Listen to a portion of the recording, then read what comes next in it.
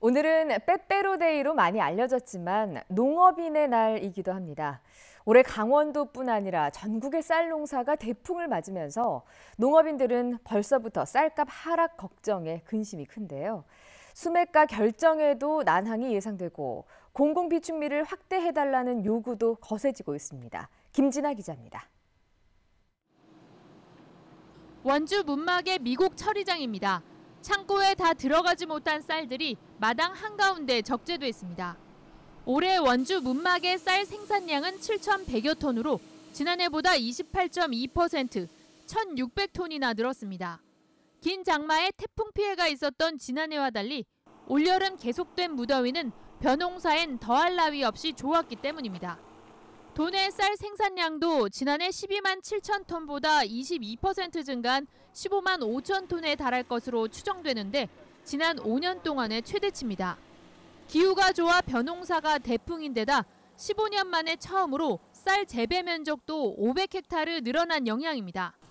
지난해 수매가가 크게 인상된 데다 논에 다른 작물을 재배할 경우 지원되던 사업이 중단되면서 다시 벼 재배가 늘어난 겁니다. 문제는 1인당 연간 쌀 소비량이 10년 새 15kg이나 줄어드는 등 감소세를 보이고 있다는 겁니다. 생산량 증가와 소비 부진에 따른 쌀값 하락이 예상되면서 수매가 결정에도 난항이 예상됩니다.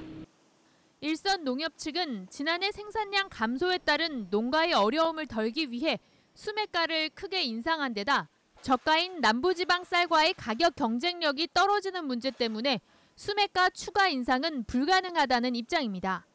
지금 저 아래 지역에서는 수매 가격을 지난해보다도 더 적게 결정이 되고 있습니다. 그래서 지난해 가격으로 저희가 수매한다 하더라도 적자폭은 더 많이 발생될 것으로. 실제로 철원 지역은 작년에 수매가를 인상한 데 이어 올해도 40kg 기준 8,000원 이상 올렸는데 쌀값은 오히려 20kg당 5,000원씩 할인해 파는 등 벌써부터 출혈 경쟁을 벌이고 있습니다. 반면 농업인들은 생산비 증가가 반영돼 쌀값이 현실화돼야 한다며 수매가 인상을 요구하고 있습니다. 기계값이나 인건비가 올라갔는데 비료 농약값도 많이 올랐거든요. 쌀값은 올라가는 속도가 더 늦지 않고 풍년이 됐다고 내리는 게 아니라 풍년이 돼도 기본적인 소득을 만들어주기 위해서는 쌀값을 좀 넉넉히 줘야 된다고 생각합니다.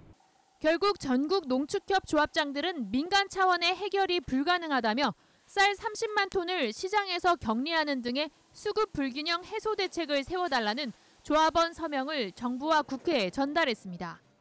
한편 지난 7월 20kg 기준 6만 1,000원까지 올랐던 쌀 소매가는 5만 5천 원대로 떨어졌습니다. MBC 뉴스 김진아입니다.